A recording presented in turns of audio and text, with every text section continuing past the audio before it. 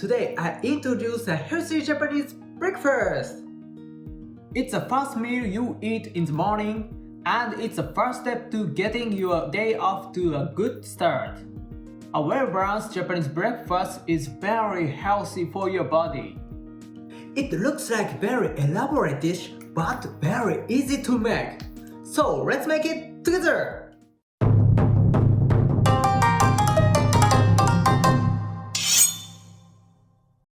First, it is rice. Prepare 300 grams of rice for 2 servings. Let's start by washing the rice. The surface of the rice may be dirty, so please wash it lightly. However, the key is not to rub it too hard.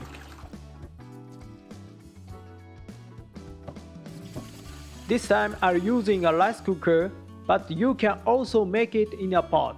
A rice cooker is very convenient because it can cook rice while you prepare other dishes. After washing, add water. Add 400 ml of water. If you are using a rice cooker, there should be a scale, so add water up to this line. Once everything is ready, start cooking the rice. Set it in the rice cooker and simply press the start button. It's easy, isn't it? Next is miso soup. First, add 400 ml of water to the pot. Then, add dashi of bonito. Having this dashi of bonito adds dips to the flavor, so it's convenient to have it prepared. Then, turn on the heat and warm it over medium heat. Now prepare the tofu. When taking the tofu out of container, if you press it with your hands and flip it, you can release it easily. Also, since it tends to crumble after being taken out, cut it on your hand. Use half of this for miso soup. The other half will be used in another dish, so set it aside on a plate. Let's cut the tofu for miso soup into bite-sized pieces. Slice it horizontally in half on your hand. Then cut it vertically and horizontally into the bite-sized pieces, about 3 cm square. The key is to do the work on your hand. After finishing cutting, carefully put the tofu into the pot. Next, add wakame. By adding a small amount of dried wakame like this, it expands many times, using it very convenient. After warming for about 1 minute, the wakame absorbs the moisture and becomes larger. When it reaches this point, turn off the heat. Then, wait for it to cool a bit. Now add miso paste. I like shinshu miso, so I'm using a shinshu miso here. Take about 1 spoonful and dissolve it in the pot. The key is to dissolve it gradually. If you don't add it slowly, there is a possibility that chunks of miso will remain. Also, don't forget to cool the broth to around 60 to 70 degrees before adding miso, as adding it when the boiling can result in the loss of nutrient and aroma. Once it fully dissolves, it's ready. Next, let's make the green salmon. Fish can retain the odor and become brown if they still have moisture. So first, let's remove the moisture.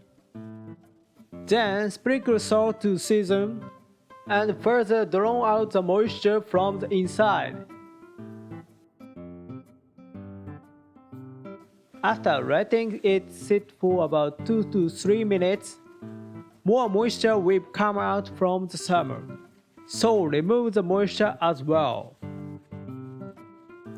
Once you've done that, the preparation is complete.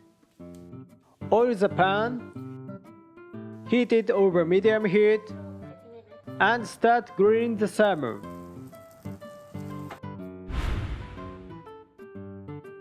After about 3 minutes, you achieve a nice sear. Then flip it and grill the other side. Here's a crucial point. At this stage, cover the pan with a lid. By doing so, you can create a moist grilled salmon. After grilling for another 3 minutes or so, it's ready. Next, let's make Tamagoyaki, Japanese rolled omelet. First, crack the eggs. Then add dashi of bonito and mix well. In Japan, there's a two types of Tamagoyaki. The one is sweet Tamagoyaki and the other is savory Tamagoyaki with a dashi flavor. This time, we are making the Tamagoyaki with a dashi flavor. Once it's well mixed, start cooking. Heat a pan with the oil and add the egg mixture. Immediately after adding the eggs, shake the pan while stirring.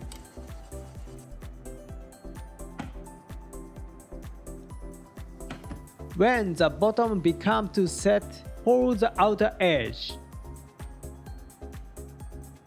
Then, gradually fold it over from the near side. If using chopstick is difficult, you can use a spatula.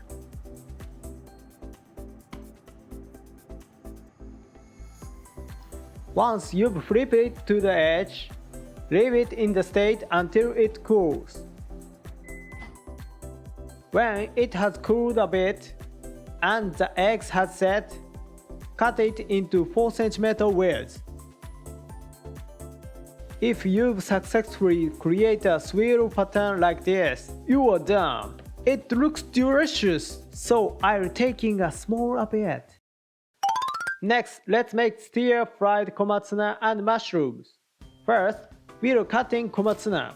Cut it into 6 cm width. Komatsuna is Japanese mustard spinach. You can also use the spinach as a delicious alternative to Komatsuna.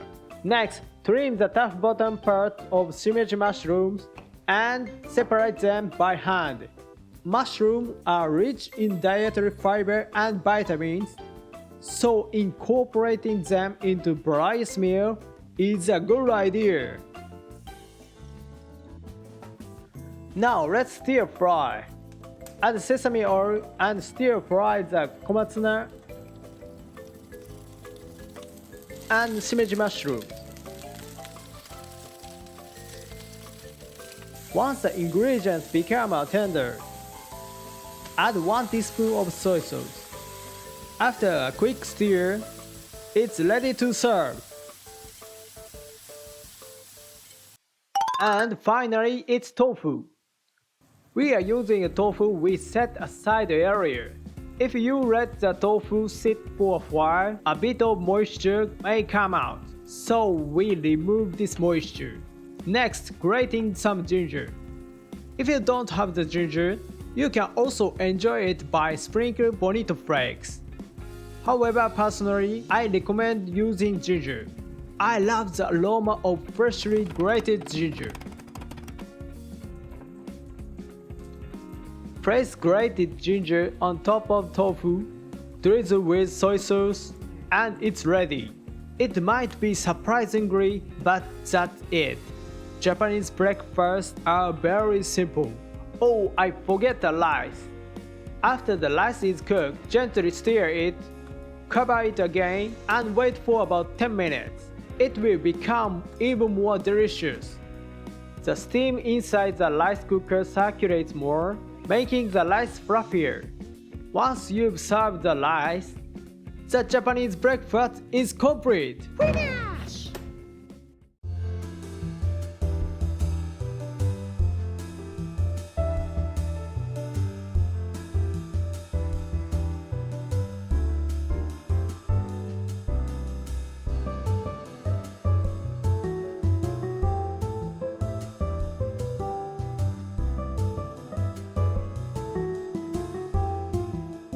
So let's いただきます.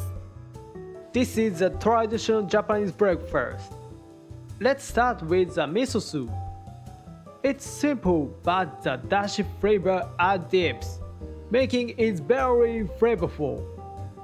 Next, let's enjoy the grilled salmon. It's moist and incredibly tasty. Now the tofu. The scent of ginger adds the addictive touch. Next up is Tamagoyaki. The Dashi flavor is fantastic. It's like a work of art. And the stir-fried Komatsuna and mushroom increase your appetite with aroma of soy sauce. All of these dishes are delicious and healthy. Even you don't make all of them, incorporating a bit into your regular breakfast can start your day happily. So please give it a try, everyone! Thank you for watching until the end. I'll continue to introduce the Japanese cuisine. Please subscribe to the channel so you don't miss it. See you next time!